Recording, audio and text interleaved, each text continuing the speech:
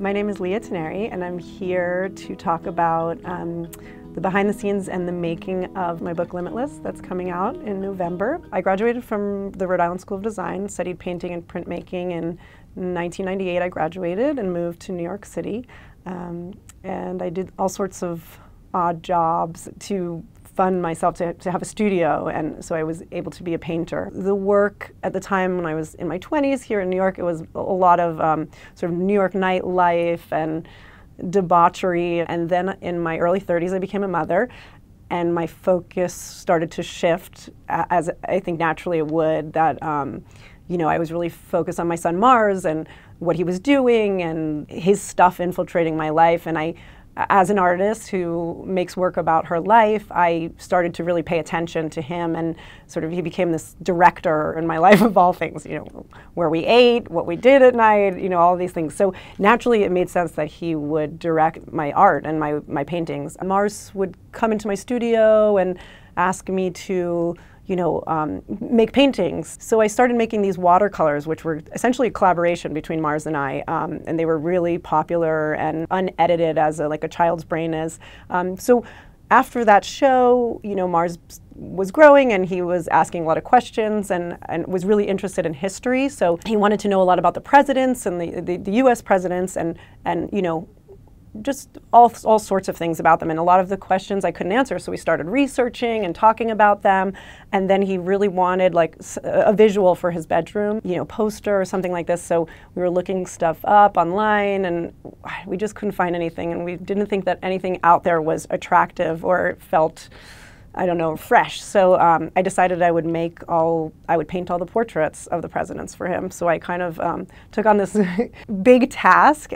but in doing so, it was very interesting, but it was also very frustrating, as I had, you know, painted 44 men. So after that project, the project hung in the Children's Museum, and it got a lot of wonderful attention. And then the election happened, and I really thought I was going to be able to paint a female and put the female up, you know, on the wall, and that didn't happen, and I became really frustrated. Soon after, I think it was December of 2016, Carrie Fisher passed away, and I woke up to the news, and I was really, you know, it really just affected me in a way that, like, it was just a very powerful moment, and I was really devastated, and I was trying to sort of process my feelings, and I made a portrait of her, and you know, on social media, I started talking about my connection first to her character as Princess Leia when I saw her in Empire Strikes Back, and how excited I was to see this kind of like rough and tumble princess who like wasn't the Disney princess, and I loved her look, which was so unusual. And so leaving there, I was you know, I left feeling really excited to be a Leia, and you know, I just remember people asking me about my name and if I was named after Princess Leia, and I was like, yes, you know, I totally named after Princess Leia, which I wasn't, but so I was just feeling really great,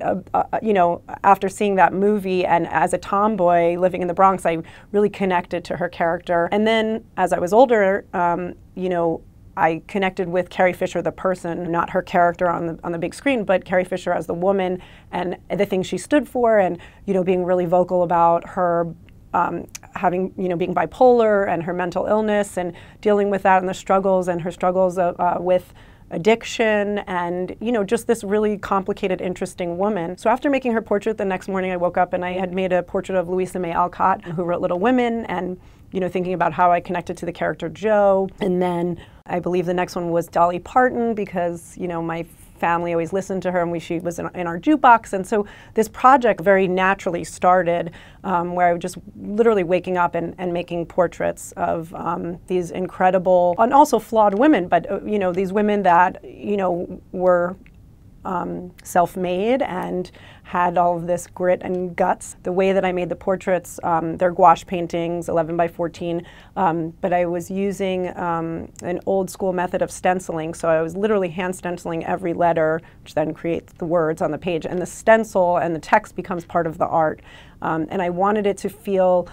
like it's celebrating these women, but these women also like persevered through a lot, and I really felt like physically making the art this way also was like me sort of persevering in this, you know, this way that, you know, I could have just written the text and had it be a computer font, but so the way the book was made was also like a tribute to the women and their sort of struggles and their perseverance. In making the book, I thought a lot about being a mother and raising a 9-year-old boy, and I was thinking a lot about how, you know, just as simple as like going to say like, you know, his baseball practice and, you know, Mars has a really good swing and the coach saying, oh, his dad must be working on that with him. I'm like, I'm working on that with him. Like, why, you know, how come it always has to be that the male is the role model for the son or teaching the son how to do things, you know? So like Abby Wambach is one of the females in the book. And, you know, I was telling Mars, my son, that Abby Wambach is not only, you know, she has the most goals scored ever in the world, man or woman, in a season. So things like this that I think our boys, you know, this book, Limitless, it can be a book where boys can look up to these women just for what they've done and their character traits. It doesn't matter that they're female, you know, or male. It's just that I think that it's a way to appreciate these women, and I would hope that other young boys would be interested in this book and see how important it is to see these women for people and for what they have done and not see the woman first, you know. So I think that the book, you know, in making it, I was thinking a lot about that and celebrating these incredible ladies. And the title Limitless, it's the women's, you know, abilities and their capabilities are truly limitless, and I love the title for that. But I also think that the amount of women out there in the world